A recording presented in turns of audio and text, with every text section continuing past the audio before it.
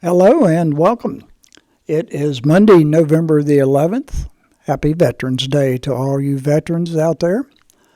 And this is the Greenbrier Valley Church of the Nazarene with your daily devotion. Our devotion today is from the book of Esther. We will be in chapter 8, verses 1 through 6. And here is the word of the Lord. That same day, King Xerxes gave Queen Esther the estate of Haman, the enemy of the Jews.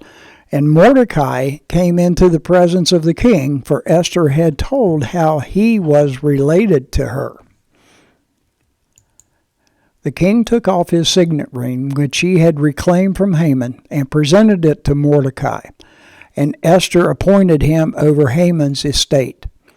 Esther again pleaded with the king, falling at his feet and weeping. She begged him to put an end to the evil plan of Haman the Agagite, which he had devised against the Jews. Then the king extended the gold scepter to Esther, and she rose and stood before him. "If it pleases the king," she said, "and if he regards me with favor and thinks it is the right thing to do, and if he is pleased with me, let an order be written overruling the dispatches that Haman, son of Hammedatha, the Agagite, devised and wrote to destroy the Jews in all the king's provinces. For how can I bear to see disaster fall on my people? How can I bear to see the destruction of my family?" King Xerxes replied to Queen Esther and to Mordecai the Jew, "Because Haman attacked the Jews, I have given his estate to Esther, and they have impaled him on the pole he set up.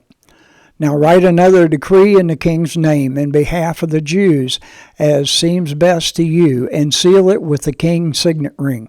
For no document written in the king's name and sealed with his ring can be revoked."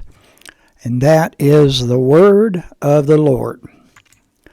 Our article today is titled "A Voice for the People" by Austin Troyer. And Austin will write our articles for this week. Austin is the pastor, and I hope I'm saying this correctly, the Tahlequah Church of the Nazarene in Tahlequah, Oklahoma.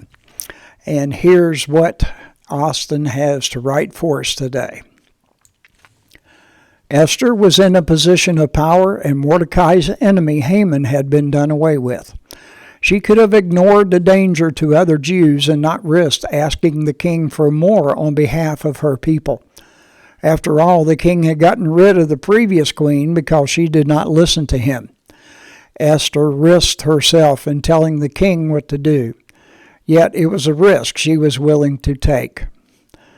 We will not all be in rooms with kings, but we have the opportunity to speak, intervene, vote, or protest when we see wrong being done to others, even when it does not affect us directly.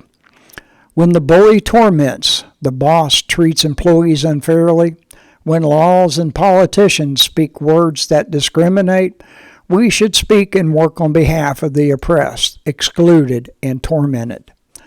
Esther could not let a danger to her people stand, even though she was secure. Even when those who are being wronged do not belong to us, God calls us to speak, love, and take the risks. We are called to take up our cross and follow the way of Jesus Christ, who laid his life down for all, including those who would do him harm. "We Gather Together" is a Netherlands folk hymn translated by Theodore Baker. "The wicked oppressing, now cease from distressing. Sing praises to his name, he forgets not his own." And from the book of Colossians, chapter 3, verse 12.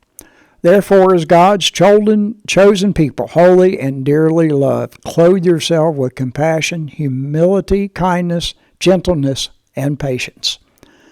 And that is your daily devotion for Monday, November the 11th. Have a blessed day.